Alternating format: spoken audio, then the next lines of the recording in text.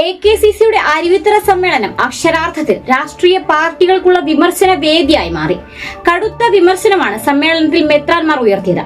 പുതിയ രാഷ്ട്രീയ പാർട്ടി ഉണ്ടാക്കാൻ ശ്രമിക്കാൻ സാധ്യത.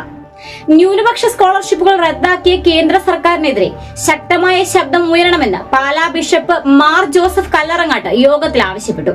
പാരമ്പര്യം നഷ്ടപ്പെട്ടാൽ ആമകളെ പോലെ ഉള്ളിലേക്ക് വലിയുകയും വളയുകയും ചെയ്യുമെന്നും അമിതമായ ഒത്തുതീർപ്പുകൾക്ക് സഭ വഴങ്ങേണ്ടതില്ലെന്നും പാലാ ബിഷപ്പ് മാർ ജോസഫ് കല്ലറങ്ങാട്ട് തുറന്നടിച്ചു.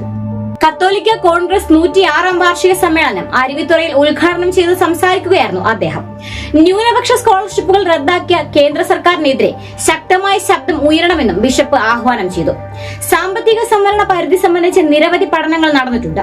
പഞ്ചായത്തുകളിൽ 2.5 ഏക്കർ പരിധി 5 ഏക്കറായും വാർഷിക വരുമാനം 8 ലക്ഷവുമായി ഉയർത്തണം.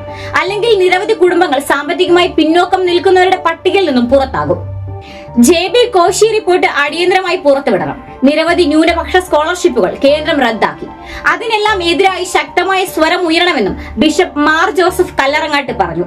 എന്നാൽ പിന്നീട് സംസാരിച്ച ചങ്ങനാശ്ശേരി സഹായം എത്താൻ തോമസ് തറയിൽ രാഷ്ട്രീയം തന്നെ പറയുകയായിരുന്നു. രാഷ്ട്രീയ നേതാക്കളും മുന്നണികളും കേവലം വോട്ട് ബാങ്കായി മാത്രം ക്രൈസ്തവരെ കാണുകയാണെന്നും ആവശ്യങ്ങളും അവകാശങ്ങളും മുഖത്തു നോക്കി ആവശ്യപ്പെടേണ്ട സമയം അതിക്രമിച്ചിരിക്കുന്നുവെന്നും മാർ തോമസ് തറയിൽ പറഞ്ഞു.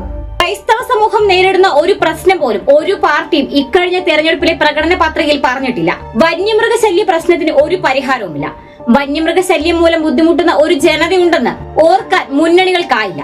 നമ്മളെയൊക്കെ ഉൾക്കൊള്ളുമെന്ന് വിശ്വസിക്കുന്ന പാർട്ടിയുടെ പ്രകടന പത്രികയിൽ ഇരട്ട സംവരണം എന്ന വിചിത്ര നിർദ്ദേശം മുന്നോട്ട് വയ്ക്കുന്നുണ്ട്. ഇതൊക്കെ കാണുന്ന മണ്ടന്മാരല്ല തങ്ങളെന്നും ഇവരുടെയൊക്കെ അജണ്ട എന്താണെന്ന് മനസ്സിലാക്കാൻ സാധിക്കുമെന്നും മാർ തോമസ് തറയിൽ പറഞ്ഞു.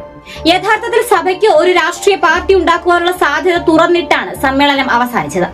ഇത്രയും നാളും വിശ്വസിച്ച കോൺഗ്രസും മറ്റു കക്ഷികളും ഒന്നും ചെയ്യുന്നില്ല.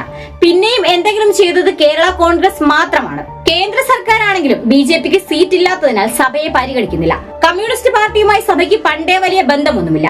ഈ അവസരത്തിലാണ് AKCC വഴി പുതിയ പാർട്ടി ഉണ്ടാക്കാൻ സഭ ആലോചിക്കുന്നത്.